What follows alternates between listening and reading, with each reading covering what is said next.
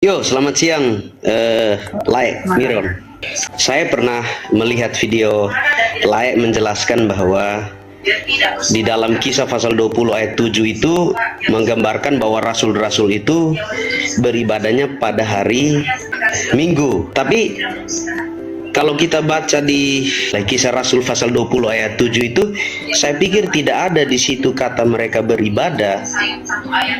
Karena mereka memang berkumpul memecah-mecahkan roti pada hari pertama minggu itu, tetapi tidak ada konteks ibadah di situ. Nah, kalau kita baca di Kisah Rasul 17 ayat 18 ayat 2, lalu ayat-ayat sebelumnya, maka Paulus mereka itu sering beribadah di hari Sabat, malah 3 Sabat berturut-turut dan lain sebagainya. Jadi dari mana Laek bisa katakan bahwa itu tidak berlaku lagi, sementara Yesus sendiri Lukas 14 ayat 6 di situ jelas bahwa menurut kebiasaan Yesus itu masuk rumah ibadah itu hari Sabat dan dia membaca dari kitab suci. Nah, kalau begitu dari mana dasarnya kita katakan atau Laek bisa dengan yakin katakan bahwa hari Sabat itu tidak dilakukan lagi oleh Yesus bahkan rasul-rasul, sementara mereka lakukan gitu. Terima kasih. Ya, hari Minggu sebenarnya buktinya itu simpel. Gereja tertua, gereja Katolik yang kudus dan gereja Ortodoks yang benar itu hari Minggu. Karena mereka yang punya jalur apostolik. Jadi mereka yang paling dekat dengan para rasul. Jadi mereka yang beribadah pada hari Minggu, ya gereja-gereja seperti itu.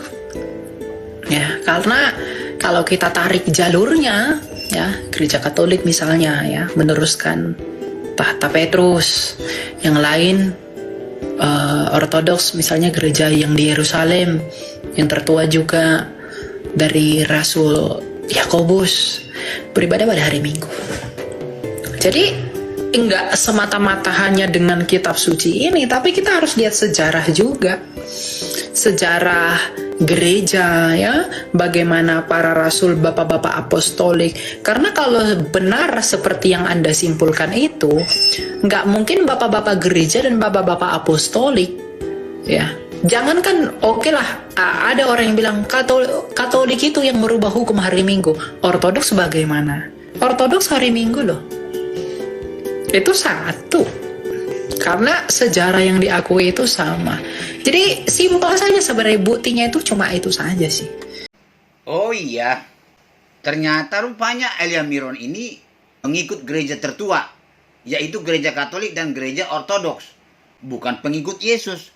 Artinya Elia Miron bukanlah Kristen.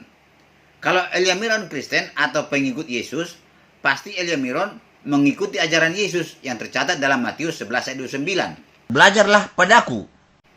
Mau mengikuti kebiasaan Yesus yang tercatat dalam Lukas 4 ayat 16. Yesus datang ke Nazaret tempat ia dibesarkan, dan menurut kebiasaannya, pada hari Sabat, ia masuk ke rumah ibadat, lalu berdiri hendak membaca dari Alkitab. Yesus mengajar tidak berdasarkan imam, tetapi Yesus mengajar berdasarkan Alkitab. Yesus datang ke Nazaret tempat ia dibesarkan, dan menurut kebiasaannya, pada hari Sabat, ia masuk ke rumah ibadat, lalu berdiri hendak membaca dari Alkitab. Makanya Elia Miron kalau berbicara atau mengajarkan ajaran agamanya bukan berdasarkan Alkitab, tetapi berdasarkan gereja tua, yaitu Katolik dan Ortodoks. Dan kebiasaan Yesus menguruskan hari Sabat. Yesus datang ke Nazaret tempat ia dibesarkan, dan menurut kebiasaannya, pada hari Sabat, ia masuk ke rumah ibadat, lalu berdiri hendak membaca dari Alkitab. Makanya Elia Miron tidak mengikuti Yesus menguduskan hari Sabat. Lagi juga Elia Miron ini berbohong. Katanya Petrus, Yakobus beribadah pada hari Minggu, padahal tidak ada tercatat dalam Alkitab. Kasihan saya kepada Elia Miron yang sangat viral ini. Tercatat dalam Amsal 14 ayat 12. Ada jalan yang dia sangka lurus, yaitu gereja Katolik dan gereja Ortodoks. Sayang, dia tidak sadar bahwa ujungnya menuju maut. Dia tidak percaya kepada perkataan Yesus yang tertulis dalam Yohanes 14 ayat 6. Kata Yesus, "Akulah jalan dan kebenaran dan hidup. Tidak ada seorang pun yang datang kepada Bapa kalau tidak melalui aku." Terima kasih. Tuhan memberkati.